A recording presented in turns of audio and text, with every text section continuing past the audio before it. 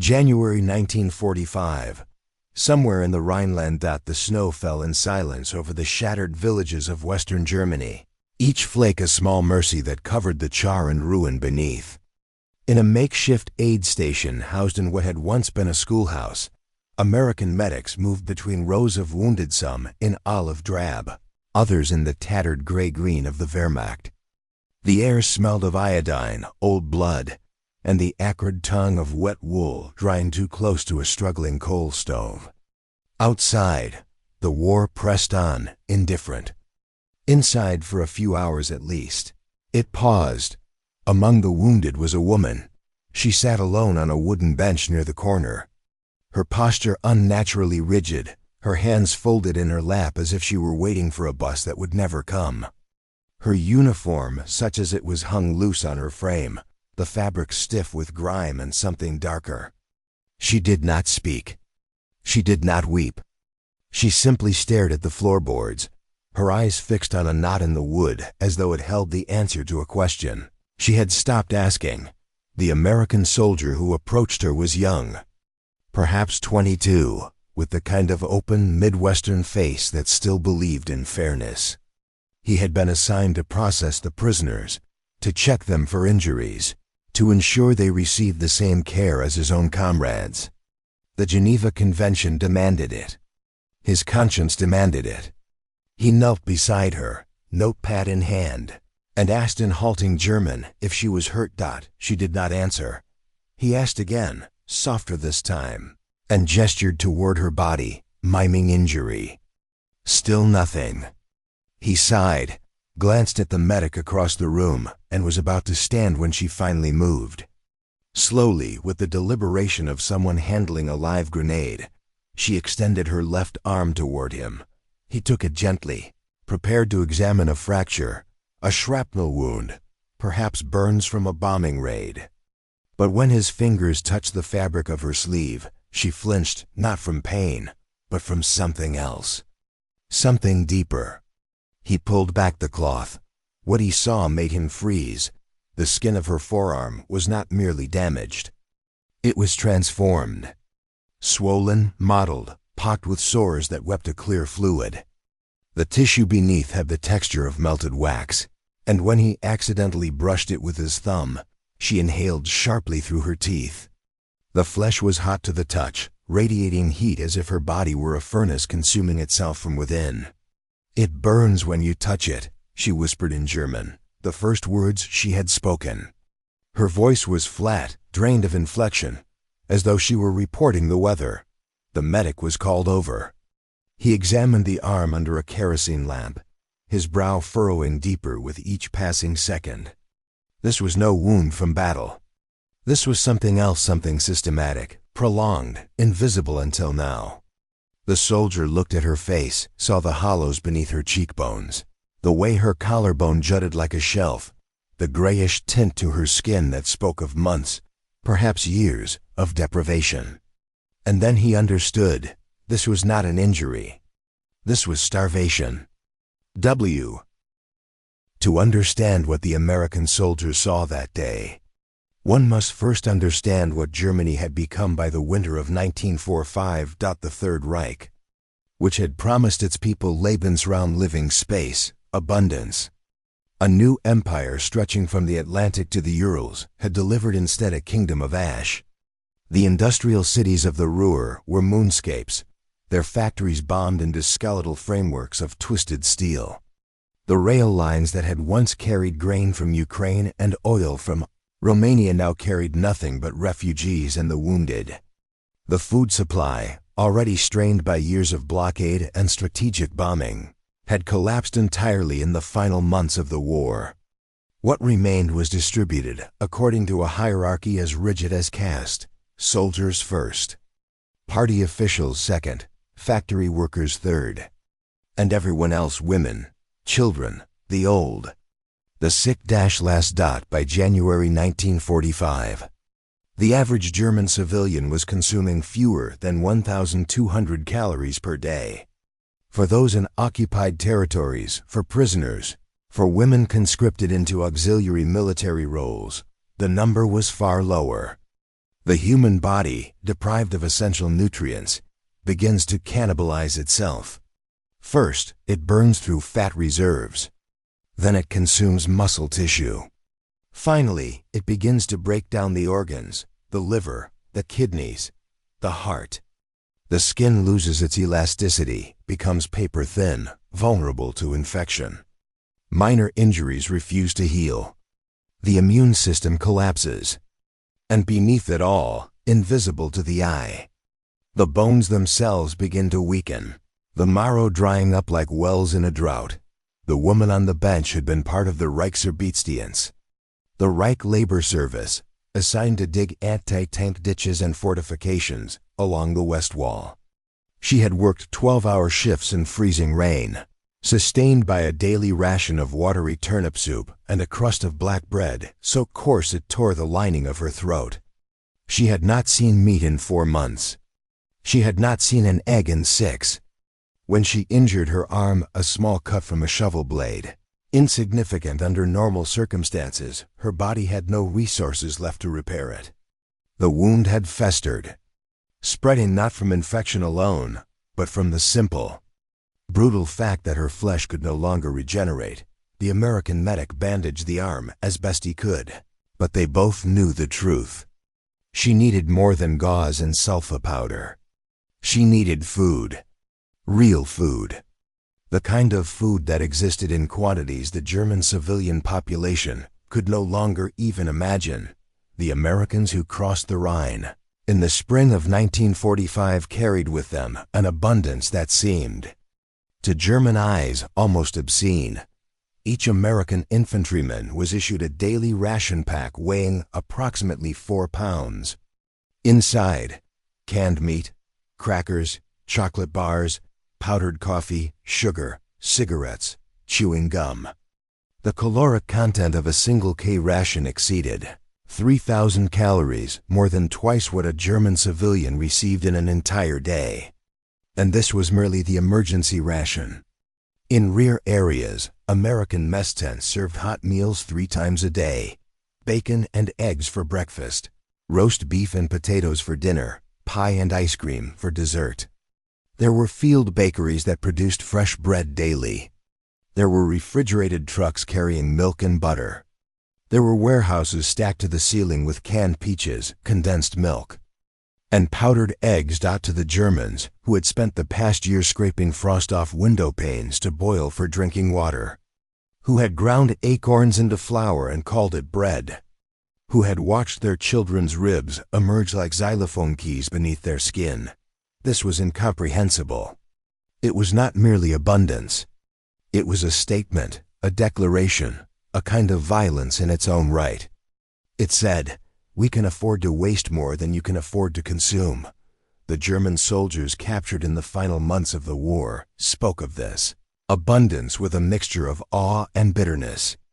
One Wehrmacht sergeant, taken prisoner near Remagen, later recalled in a post-war interview, "They gave us white bread. Real white bread, soft and sweet, not like the sawdust we had been eating. And they gave it to us without thinking, as if it were nothing." That was when I knew we had lost. Not because of their tanks or their planes, but because of their bread. Another German POW, a tank commander from the 2nd Panzer Division, described his first meal in American captivity. "They served us soup. But it was not like our soup-thin water with a few cabbage leaves floating in it. This was thick, full of meat and vegetables, hot, filling. I ate until I was sick. We all did. Our stomachs had forgotten what real food was. But it was the women, the auxiliary workers, the nurses, the civilian laborers swept up in the Wehrmacht's collapse who experienced the contrast most acutely. They had been the last to eat, the first to be forgotten. And when they encountered American soldiers, when they were offered rations, medical care, something as simple as a cup of hot coffee with real sugar, the cognitive dissonance was total. The woman with the burning arm was not unique. By the time the American and British forces had fully occupied the western zones of Germany, medical officers were encountering thousands of cases like hers.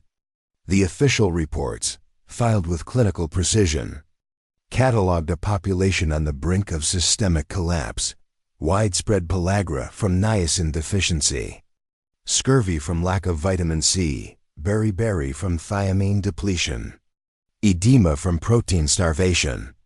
But beneath the medical terminology was a simpler truth. Germany was starving to death. The Allied authorities, whatever their intentions, were unprepared for the scale of the crisis. The initial occupation policy, drafted in the autumn of 1944, had assumed that Germany would retain enough infrastructure to feed itself. It had not. The policy also assumed that the German civilian population, having supported the Nazi regime, deserved a certain degree of hardship. There was justice in that, perhaps. But justice is a poor substitute for food. In the British zone, the daily ration for German civilians in the spring of 1945 was set at 1,000 calories, less than half the minimum required to sustain life. In the American zone, it was marginally better, but only because American supply lines were more robust. Even so, the official ration rarely reached the intended recipient. Black markets flourished.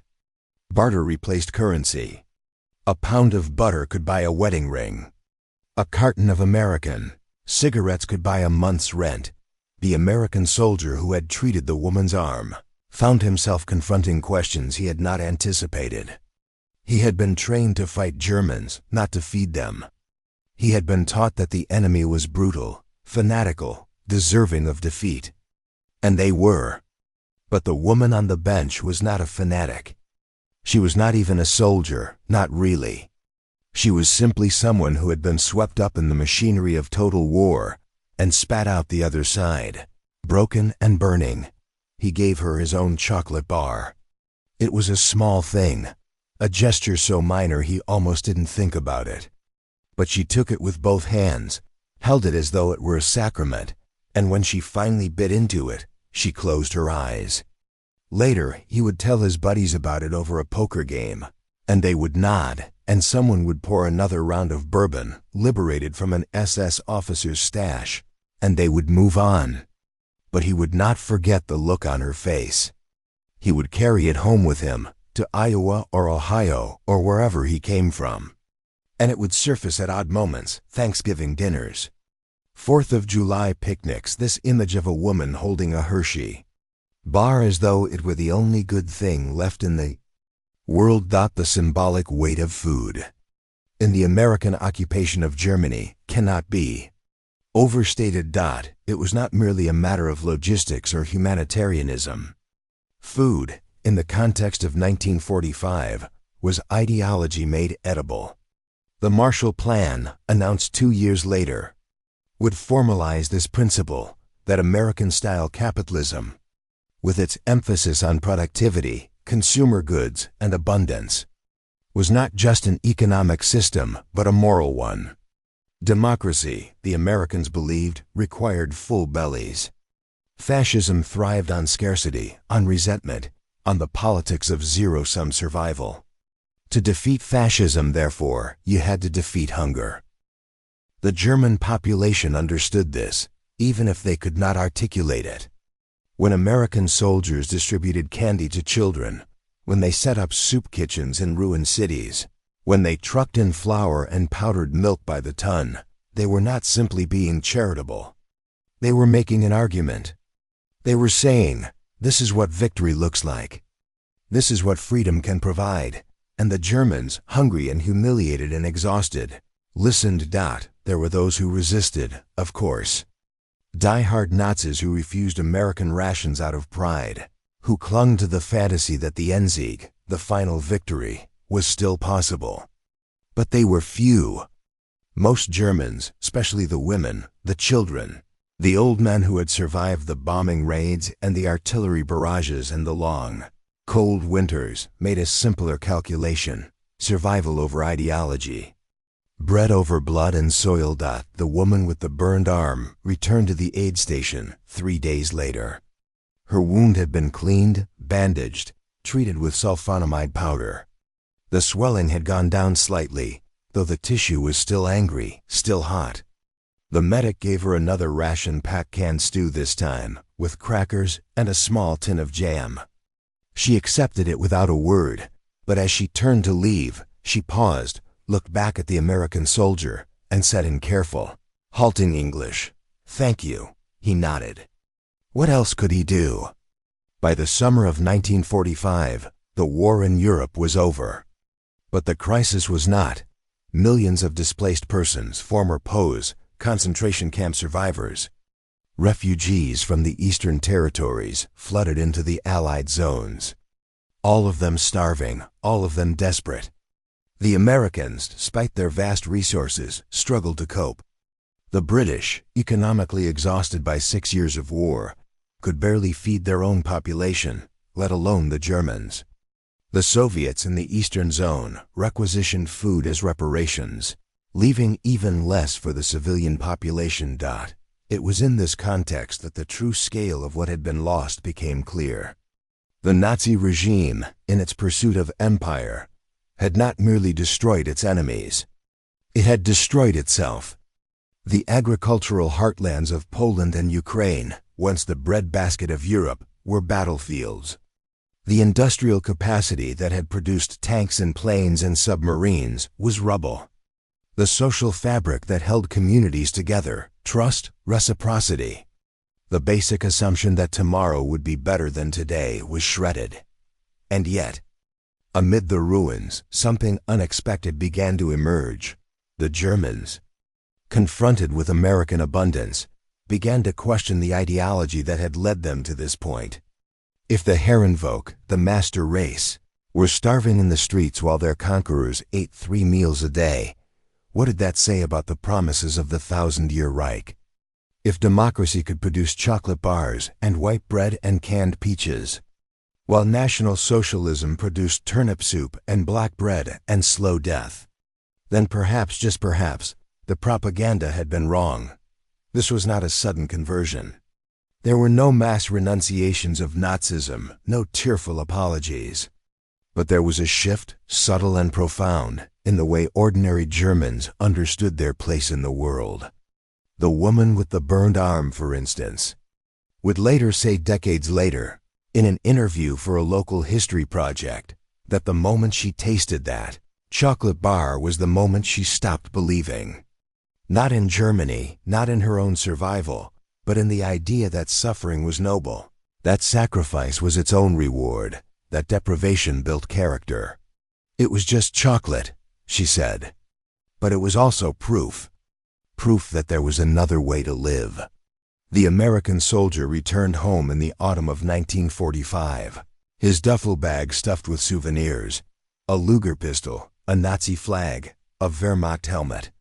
He did not bring back the memory of the woman's arm, but it came with him anyway, uninvited, persistent. He tried to explain it once to his wife, years later, after too many drinks at a VFW hall.